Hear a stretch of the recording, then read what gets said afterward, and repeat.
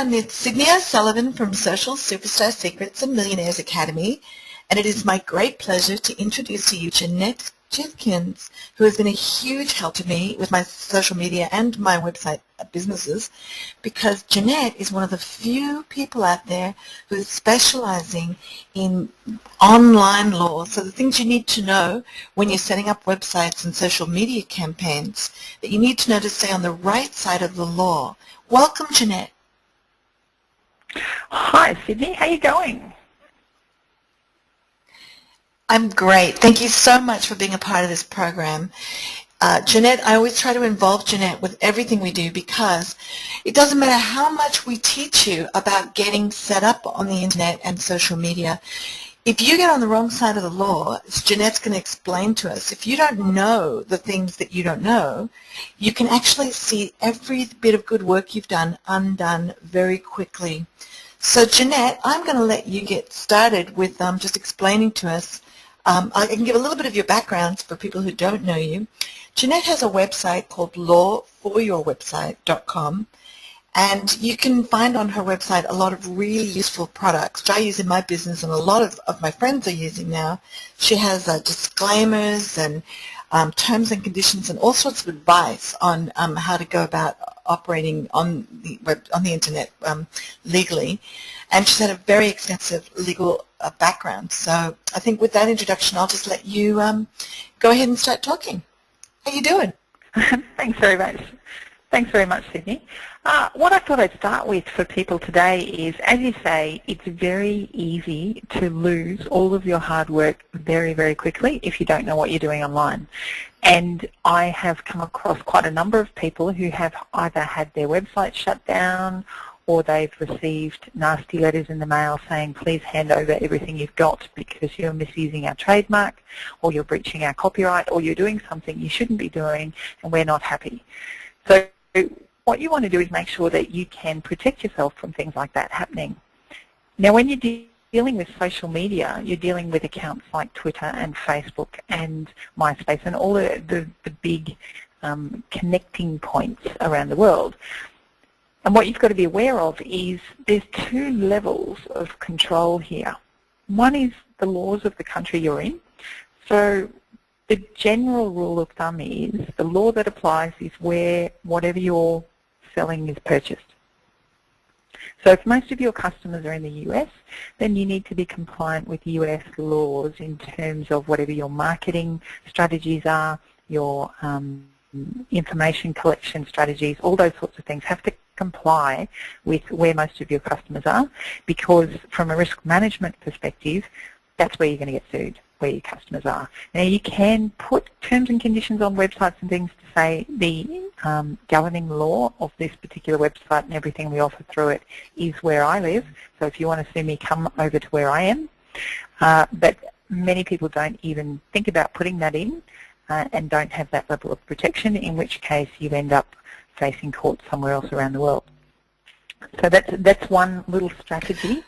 So are you recommending, sorry to interrupt, Jeanette, can you hear me? Yeah. So we've got a bit of a lag.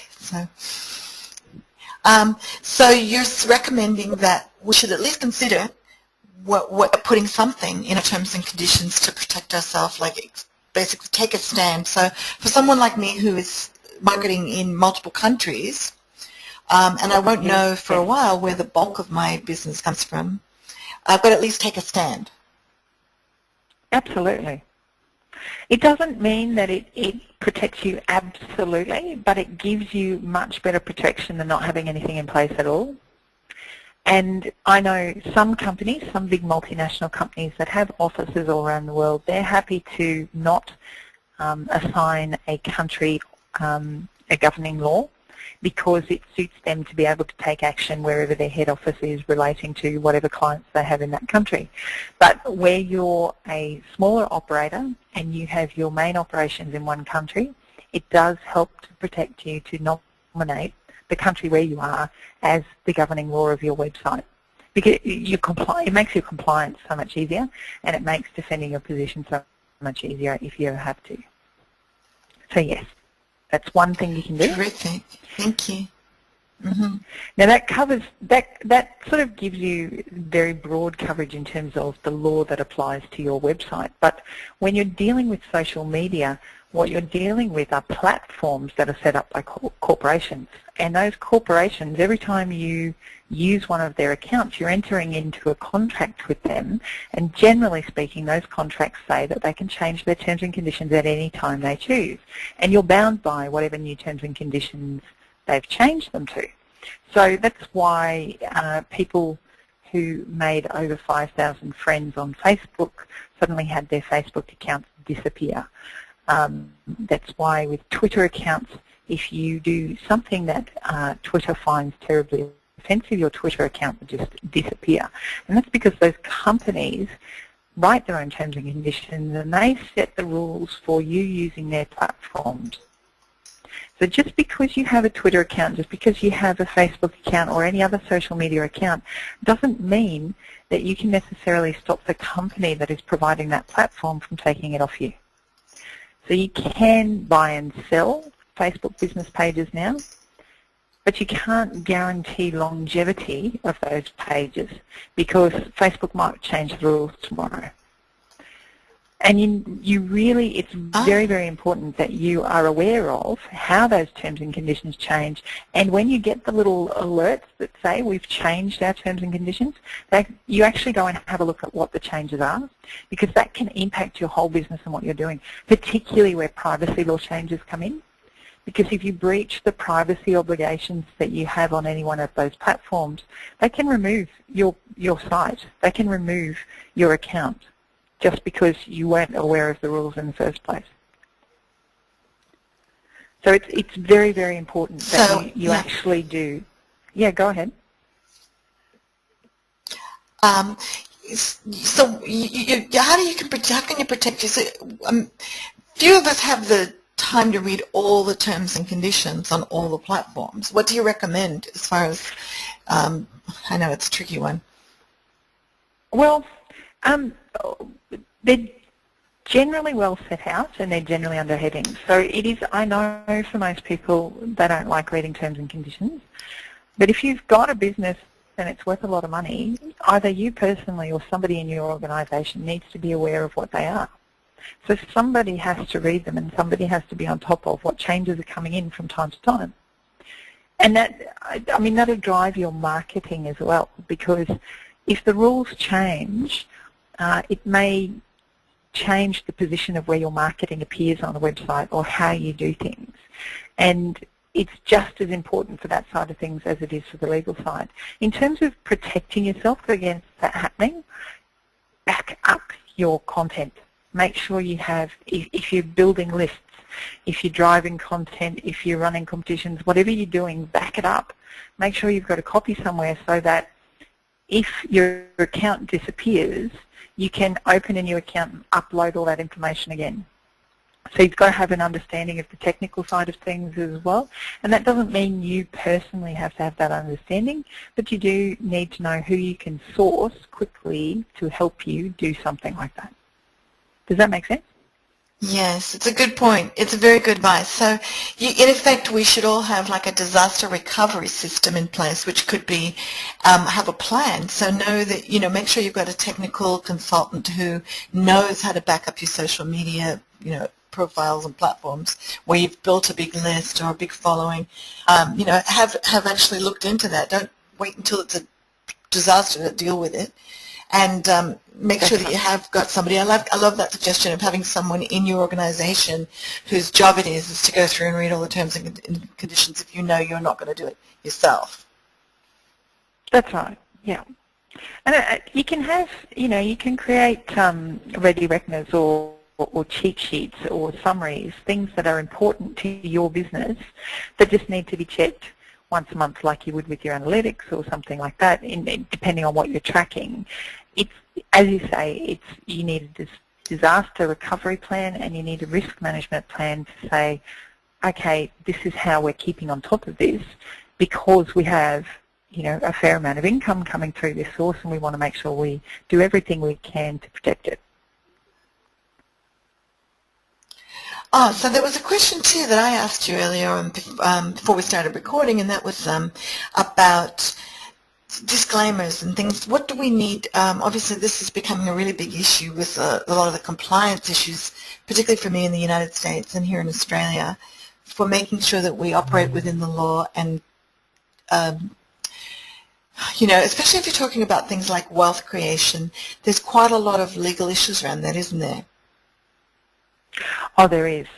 Any regulated industry and financial wealth creation strategies tend to fall within the financial advisory area of compliance, and any product or service that you sell that promises people that they can make any amount of money needs to have disclaimers around it to say, well, the examples that we're giving are just that. They're examples. They're what other people have experienced and what other people have said, but it doesn't necessarily reflect what your results will be, and your results will be dependent on the actions you take, the strategies you use, you know, all those sorts of things. So you do need disclaimers just to alert people. I mean, I know it sounds like common sense, and most people do use common sense, but for the odd few out there who don't use common sense, they're the ones you've got to protect yourself against.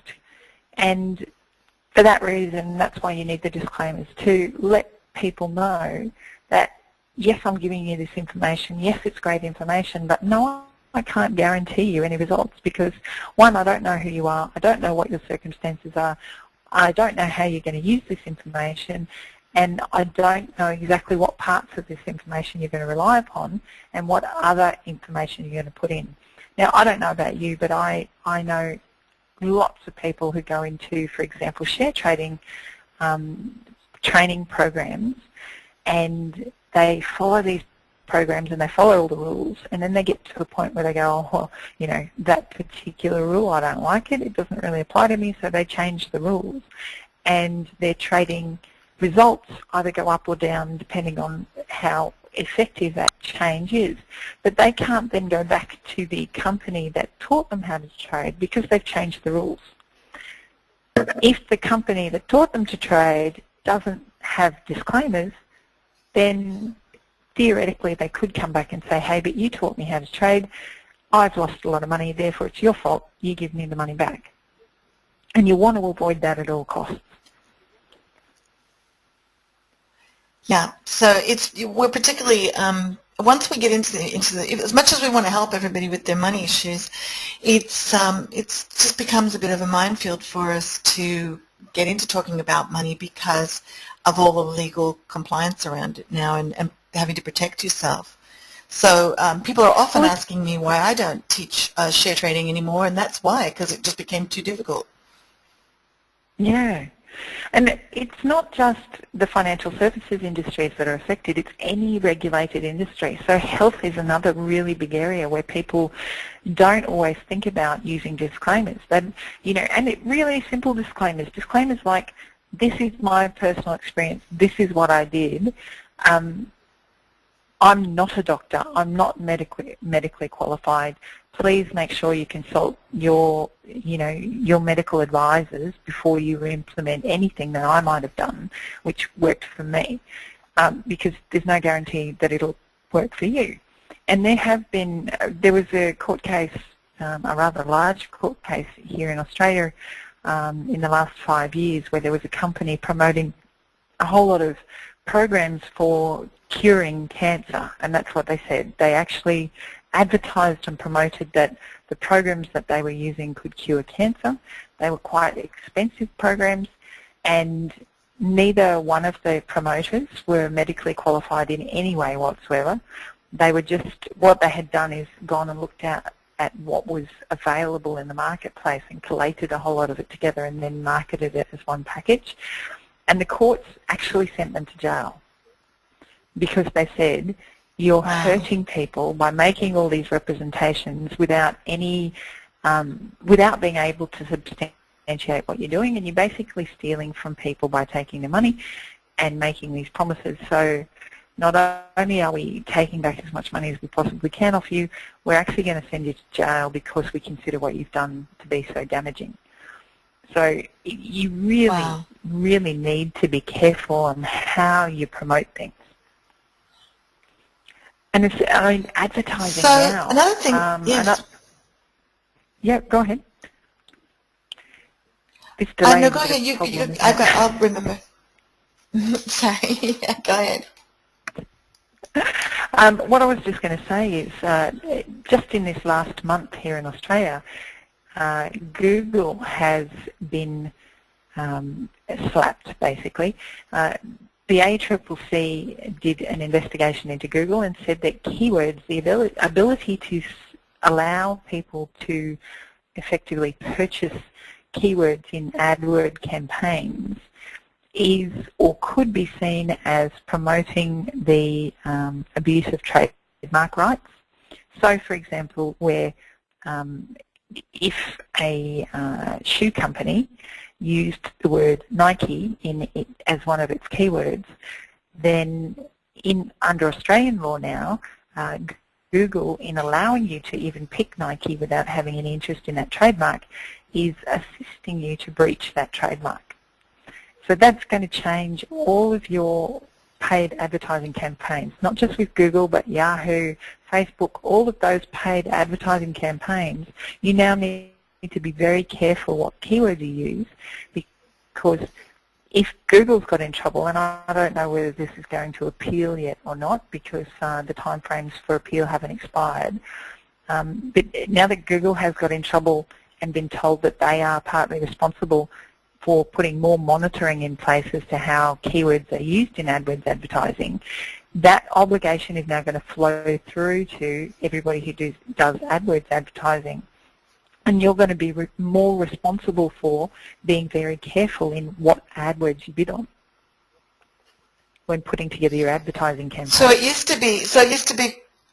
to be quite a popular tactic then to target your competitors' keywords, for instance, like their brand, to pick up people who were looking for that product. And so what you're saying now is that you can't use their specific trademarked brand names or terms, because you'd then be potentially in copyright infringement. That's right. It's actually a trademark infringement at that level. But yes, what I anticipate will happen. That's okay.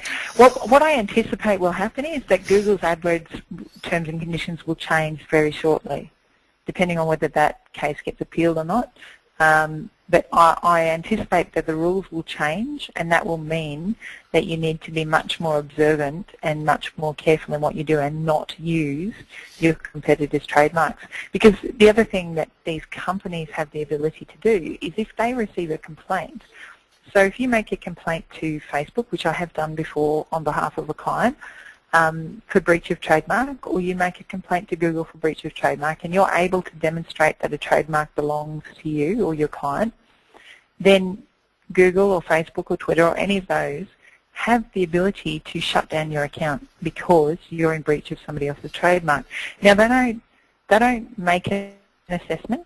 They don't judge. They don't use the laws of evidence. You don't have the same rights and abilities to argue your case as you would if you went to court. What happens is they control their platforms. So if they receive a complaint and they think the complaint has any level of validity, then they will respond to that complaint by removing your material. And that can be removing your whole account. And you have no avenue of appeal. You know, you can take them to court and you can claim consequential losses and all that kind of thing, but their terms and conditions say that you can't.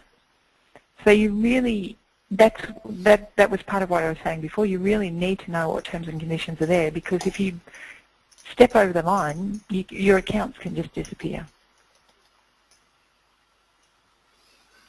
So since we've discussed the issue of trademark versus copyright came up, can we have a little brief conversation about that? What's the current standing? And I know this is going to always be a moving target, but would you mind just going over again the difference between trademark and copyright and which you need when you're starting your online absolutely. And social media business? Sure. Okay. Well, the first thing is... Because I know I'm not the only one who gets confused. Yes. Yeah, absolutely. Well, the first thing you need to know that an idea by itself is not subject to protection by either copyright or trademark.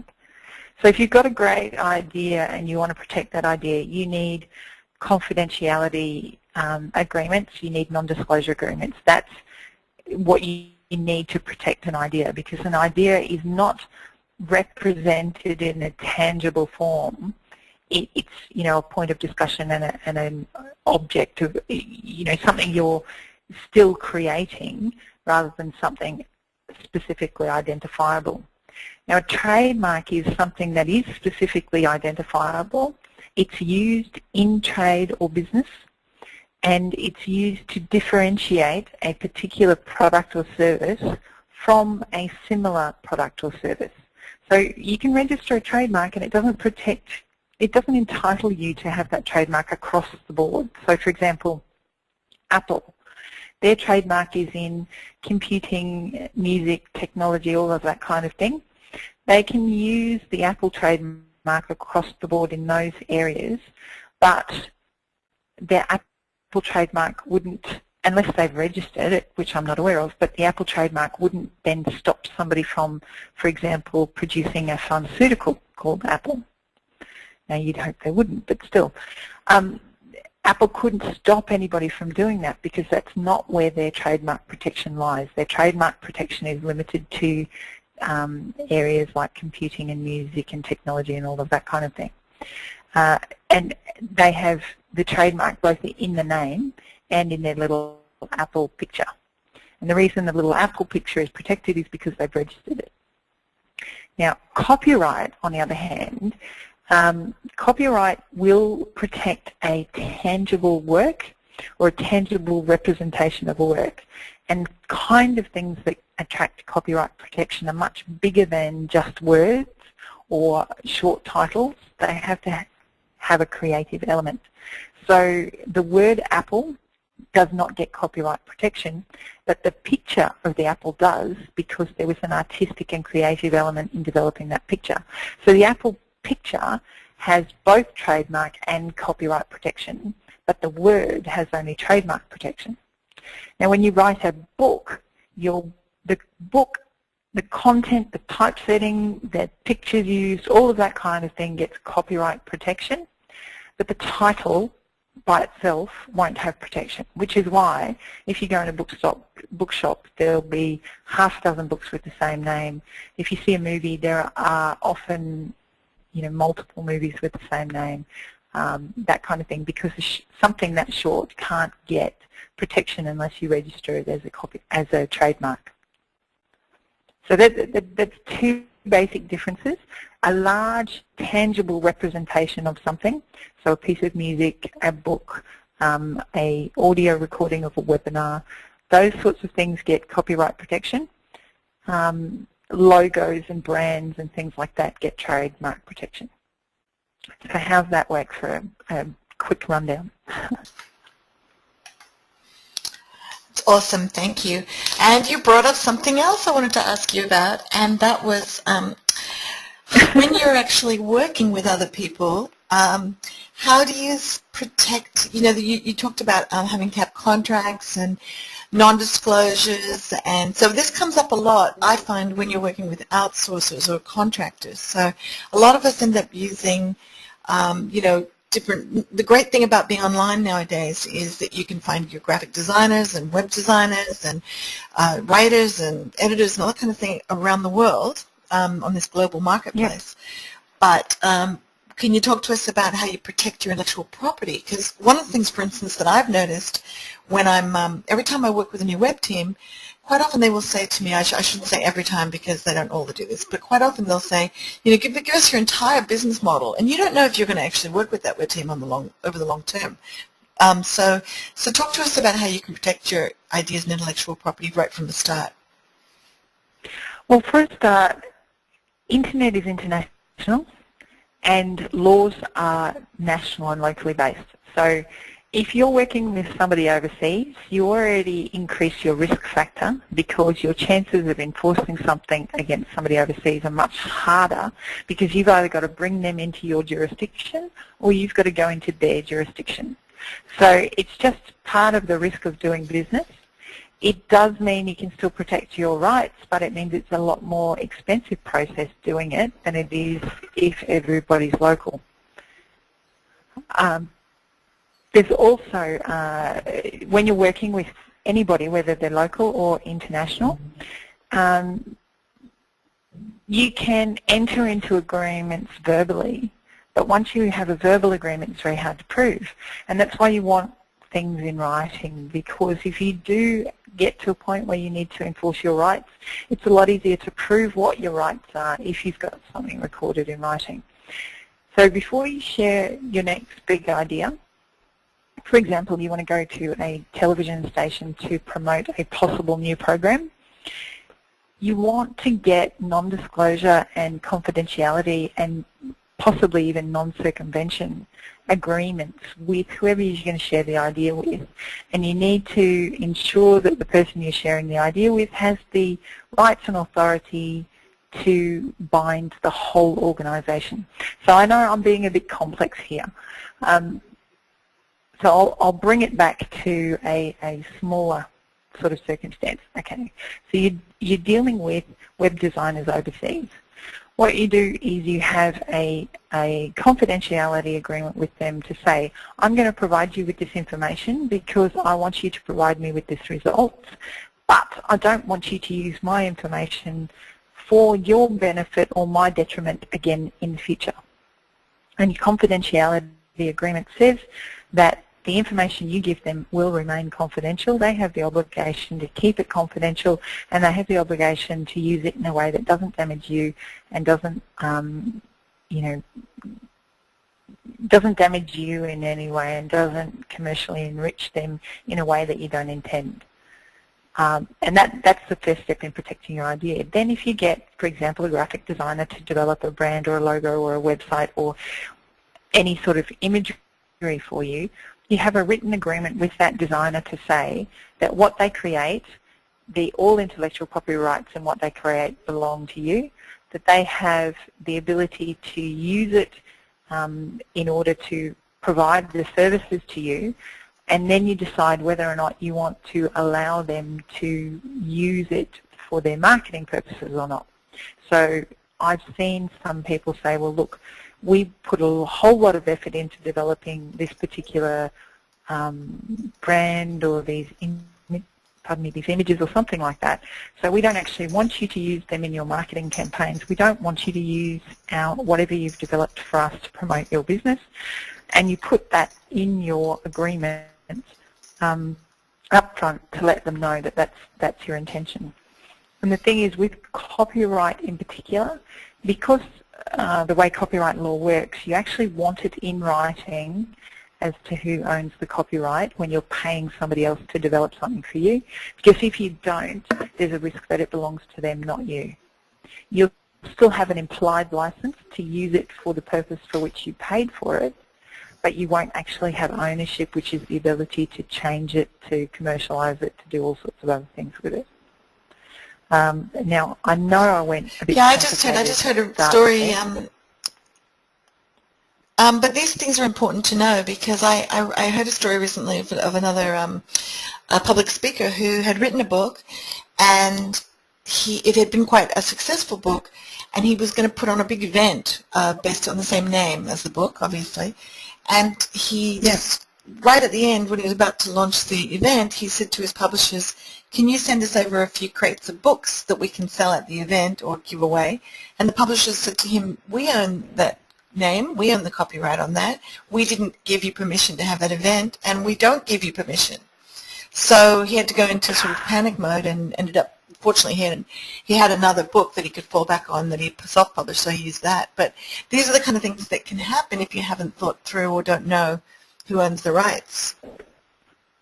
Oh, particularly when you're working with publishers, because publishers do prefer to own copyright because it gives them a greater asset base, gives them more flexibility in how they promote what they're selling, all of that kind of thing. It gives them greater control. But generally speaking, if you're an author, you don't want to give away your copyright for exactly the same reason. You want to be able to control what happens to what you've created. And people who particularly people desperate for funding, just say, okay, yes, here, I'll sign the dotted line without understanding the implications of the agreement they've entered into, and run into exactly the problem you say your friend has had. So it is worthwhile getting all of that sorted out up front. And that can be why it's good to have a good literary agent to help you go through the contracts beforehand and make sure that you, don't sign a contract away that gives away a lot of your assets and intellectual property. So now I wanted to ask you as well about, thank you for covering all of that, and obviously it's a huge topic. Can I just ask you before we get too much further, on your website, what kind of things have you got there as assets for people that you've already prepared? I know that I've ended up using some of your resources that have been really great. Can you give us a bit of an overview, or is there a spot where people can go on the website and see these things we've been talking about? Because we don't really want to frighten people, we just want to prepare them, right? Yeah, absolutely. Well, on the website at the moment, if you don't, the two very basic things, if you have a website, you need the two basics, which are terms and conditions and a privacy policy. And if you go to Law for Your website, you'll see, if you click on the terms and conditions and the privacy policy on Law for Your website, you'll see that you can copy and paste them onto your website and use them on one website without charge. Just because I want to make sure people have some level of protection in what they're doing and don't just run out there with websites that don't have any protection at all. So you can get a basic terms and conditions and a basic privacy policy, copy and paste them off the Law for Your website and put them on yours. I do ask that you put a link back to the website on there, but that gives you very basic protection for your website. Now, if you have got a website that's earning a lot of money, you want to have more sophisticated terms and conditions that fit both your audience and your products and services. That's when you come and talk to somebody like me and you get them tailored to fit your website. It's funny you ask that, because this Wednesday we're actually going to put up a whole clear product list which says these are a whole lot of things that we do. This is the basic costs involved, and what you get in the end when you ask for them. And one of those things is actually reviewing your website. Now, I have worked with some people who've had huge, sophisticated websites that are hundreds of pages that offer lots of different products and services, and I mean, that can be an expensive process, just reviewing the website to get to a point to be able to make recommendations as to what legal forms and procedures they need. But with the very simple website, if you've only got one product or one service and a whole bunch of information, then you can use a much less sophisticated system that's much quicker to review, much quicker to make recommendations on, and much easier to use, probably more standard forms than tailored ones.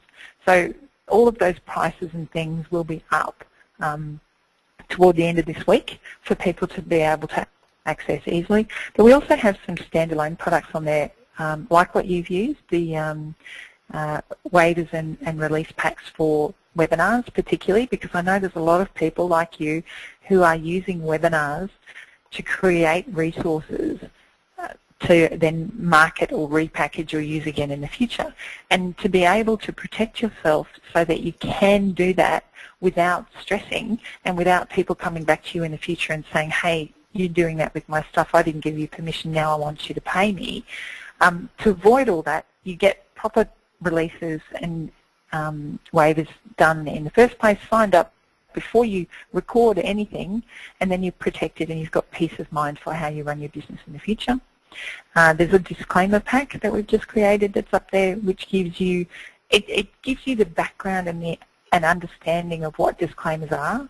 You can write plain English disclaimers that everybody and anybody can understand. And in fact, one of the things I've been talking about recently and was speaking to another lawyer about in the last few days is that the simpler or the simpler forms, the things that are written in plain English that are not ambiguous, that aren't written with a whole legal turn of phrase, tend to be more enforceable in courts than the whole legal hullabaloo.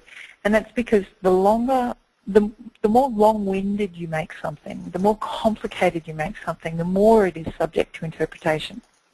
But the simpler, the plainer, the least complicated piece of information is very hard to misconstrue. And that's why if you know what a disclaimer needs to cover, you can write your own and protect your business on your website. And that can be as simple as, we don't know your circumstances, we don't know what information you're going to use, therefore we don't take responsibility for how you use this information. It's provided to you for your information. If you want to use it, go and see specialist advisors who understand your circumstances, who can help you and tell you whether or not it will work for you, because we can't. We don't have enough information. We don't have that connection with you. You know, people get that when you're upfront and you're honest and you're clear with them, and that's much easier to sort of stop arguments around than it is to have the whole why for and therefores and, you know, all that sort of stuff that goes into the legal terms and conditions. So that's another thing I try and do, is to and actually that's one thing I've noticed. Create their own things. Yep.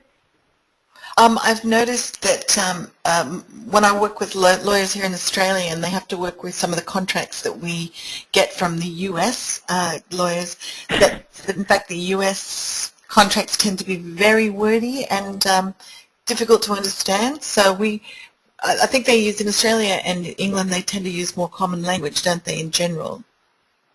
Yes, yes. Yes, I am not a fan of American legal forms. Jargon, or no, what would you call it? Terminology or the methodology? Yeah, just the way, just the way American legal agreements are put together as well. They're not meant to be easy to read. They're meant to help lawyers make more money by making them subject to interpretation. They're just, I just don't find them workable documents. So I always try and simplify things and do them the English, Australian, New Zealand way. And I've been using the releases that you put together for my books and webinars and getting huge compliments, as I told you, from everybody I've been using them with all around the world. They've been saying, well, this is a really good document. So my compliments on that, because some of the top people in the publishing industry have looked at it and said, this is really clear, we understand exactly, you know, what this is, and it gives me really great protection. So, you know, and them, they know exactly, everybody knows exactly the terms. Yep, that's fantastic. Pardon? And thank you for the feedback. I appreciate it. So you're welcome. Thank you for, you know, all the assistance you've given me and all the other people that you help on a regular basis. I know that you're busy and you have full-time legal work as well. So this is something that you do because you're quite passionate about it, isn't it? Yes, it is. Yes. And I really enjoy it. And it's so needed. You know, the thing is, so many of us are moving online. And before I met you, I was having to pay a full-service solicitor who really didn't have the knowledge and, you know, wasn't keeping up to date with it, but he was specializing as helping people with their website reviews. But it was significantly more expensive because you were having to pay for those sort of top legal office rates, and not even nearly as effective as using you. So thank you for making this service available to all the people out there who need it. Another thing that's come up that I'm thinking we should probably talk about, and that's, especially since we're talking about social media, so we've talked about how you've got to be careful to know the terms and conditions and keep up with them because they are an ever-moving target. But let's talk about how you can get into trouble, you know, talking on social media as people do. You know, can you tell us some things that people should be wary of, like defamation? You know, people get into some personal stuff on social media, and I just cringe when I see it. Can you talk to us about that? Absolutely. I think I'll take a short detour first before I talk about defamation. One thing that businesses need to start being clear on is what your social media policies are. Now, what I mean by that is, if you are going to use social media as part of your business to really promote a particular thing, and you have people within your business dedicated to using those accounts, have very basic business policies and procedures that say, if we require you to open a social media account as part of your work with us, that account belongs to us. And upon your leaving our business, you will hand over all passwords, all login details, all those things to ensure that management of that particular social media account belongs exclusively to us, and you undertake not to use it again after you leave our employee. Now, you want that in place because, for example, there's been a couple of cases come up in the US recently where particularly marketing and media service companies, there was one guy, I haven't got his name on the top of my head at the moment, but there was one guy, he was working in this particular business, and he had a tagline on a Twitter account where it used part of his name and the company name. And when he left the company, he set up on his own and he continued to use that Twitter account. And he had about 40,000 followers when he left his employ. So, of course, his company said, well, that's our account. It uses our trademark. It's ours. Give it back. So he just changed the name on the account so it was his name and said, no, it's my name. It's my account. They're my followers. Now, your listeners will understand how much value there is in good followers on Twitter or Facebook or any sort of social media account. They can have a monetary value. So you need a very clear policy in place in your workplace to say that if, as part of their employment, you require your employee to use social media, that those social media accounts belong to you and will be handed over to you complete and undamaged at the end of their employ. And that way, it's just clear for everybody up front what's happening. And that's what's not happened to date. People haven't been clear, and that's what's created all these court cases. So that's the first thing. Now, very good point. Very, very good tip. Thanks, Jeanette. Mm-hmm. Yeah, and it doesn't need to be, social media policies don't need to be complicated. But, you know, there's a whole lot, I know there's a whole lot out there. Whenever I go and listen to lawyers groups talking about social media, it's all about all doom, gloom, and if you've got people in the workplace using it, they can say horrible things, they can give away trade secrets, they can damage the reputation of the company, they can do this, that, and the other. But the focus should actually be, where's the value in that account, and who owns it, and how do we keep, you know, how do we manage it, how do we control it, and just put some simple procedures in place. It doesn't have to be difficult. So, coming back to defamation. Great. That's a good point, because obviously you do have to worry. Once if somebody does, you know, leave with your social media accounts, and I actually saw that happen recently. I saw somebody leave with the Skype account that belonged to somebody who does something similar to me, and they have a whole bunch of joint venture connections on their Skype account, and the employee took the Skype account with them, and you know, it was one of those things that you just got to have that stuff in place, because those things are quite valuable to you. Yeah, and it may be as simple as ensuring that your confidentiality provisions in your employment agreements also include social media. So, for example, most employment agreements will have a term in them that says at the end of your employment you hand back all of the business assets, blah, blah, blah. You know, your keys, your pass keys, your passwords, you don't take any intellectual property, all that kind of thing.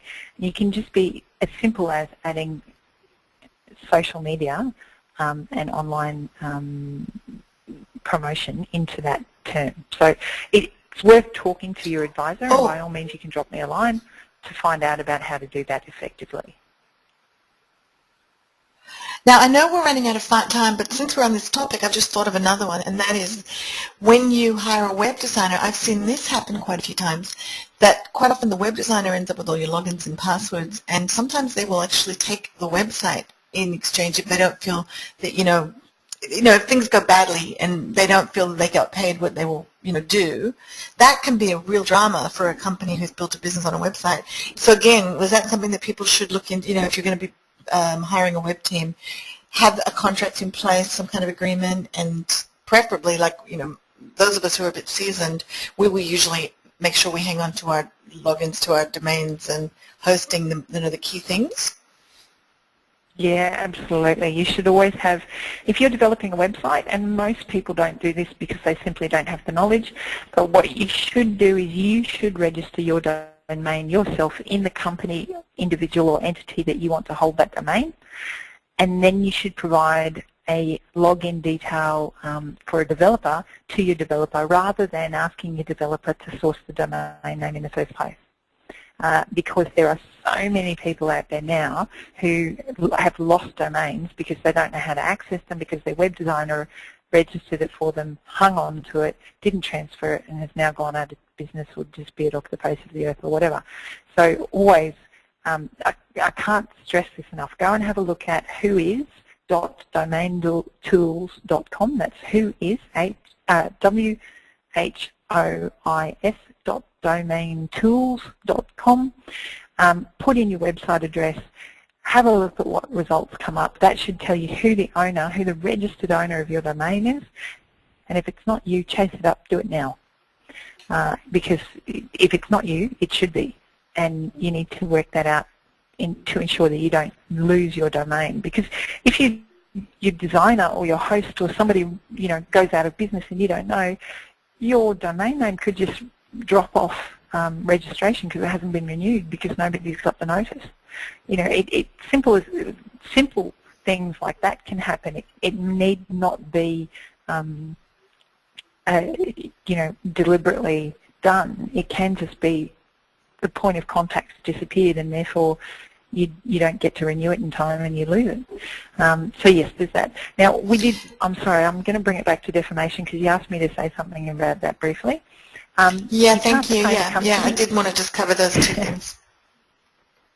Yeah, you can't defame a company unless it's a not-for-profit company with a staff of less than 10. Then they can take action. This is Australian law. The law is different in every country in the world.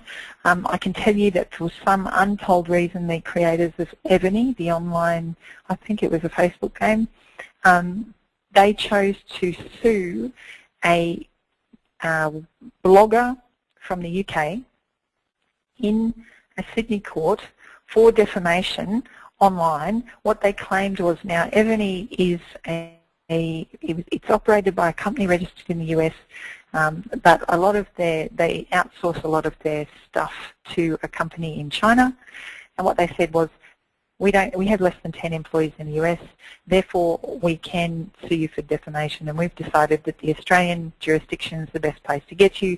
So they tried to bring this UK blogger to Australia to sue him for defamation because he made some uncomplimentary comments about the people who created and ran the game Ebony. Now, that got thrown out of court mainly because of the backlash of the actual people who played the game online. But the point is that defamation is different in every country. If you're dealing with companies internationally, you could end up anywhere in the world. So you need to be aware of that. But the general rule is you can't defame a company. They'll go you for things like misrepresentation or something like that rather than defamation. You can defame an individual. There are time limits on making a claim for defamation, and there are obligations to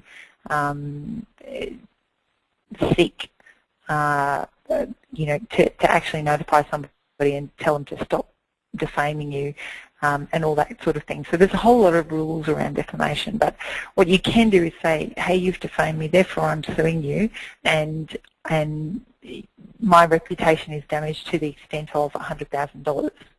Now, there was a model in New York who had been absolutely trashed on a blog, and the blog was written by an anonymous person. Now, the courts allowed the model to require the company hosting the forum to provide the identity of the forum poster so that the model could then sue the forum poster for defamation. And the same ability, as far as I'm aware, the same ability exists in every country in the world to require sufficient information from a forum host or the company running a website that allows that information to be posted to find out who any anonymous person is who's making those comments so that you can sue them. So if you're going to defame somebody who's got a lot of money, be aware that they can come and get you. Great. Well, that's really fantastic. Gosh, you know, there's just so much that people need to know. So I think we've covered some of the big ones. Can you think of anything else that people might need to know? I think it's basically just giving people an awareness of some of the things that you need to be aware of. Yeah. It's just being aware that if you're going to do it online, that you're not bulletproof. You know, if you wouldn't stand in front of somebody, or you wouldn't stand in front of a customer and do something, you know, anything you wouldn't do face-to-face with somebody, you shouldn't do online. And that's the same as, you know, if you're running a bricks and mortar business, if you're running a shop front and you wouldn't do something from the shop front, don't do it from your website. You know, the same rules of business apply. If you're going to put yourself in a situation of risk, be aware that you are at risk. So take steps to protect yourself. And as you know, it's www, it's a bit like the wild, wild west, but it doesn't mean that there aren't laws. It's not completely lawless. There are different mechanisms in all over the world that can come back and bite you if you don't follow the rules and you don't do business ethically and you know, you don't get things right. You just need to have a level of awareness that if you're going to make money online, you need to look at putting protections in place the same as you would if you were running a shop front. And I think even more so than, you know, to build on what you were saying, if you're going to be unethical or, you know, sloppy in your business and you're going to be on the World Wide Web, you've got a better chance of being caught out because it's a bigger marketplace and, you know, you're going to get a lot more attention and everything's in print. It's, you know, it's up there for all to see. So, you know, practice good business. Yes.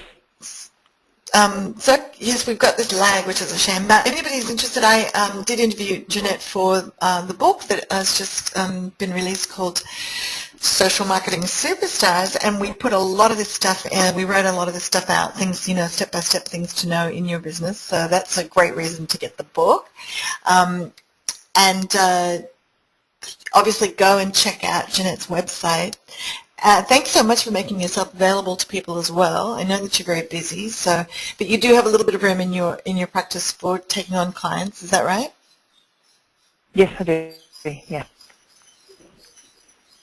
Terrific. So, and that's obviously something that Jeanette would have to, you know, you'd have to apply and talk to her about your needs, and then it would be on a case-by-case basis. But for certainly anyone just getting started out, check out the lawforyourwebsite.com, or you can come to socialsuperstarseekers.com/law for your website.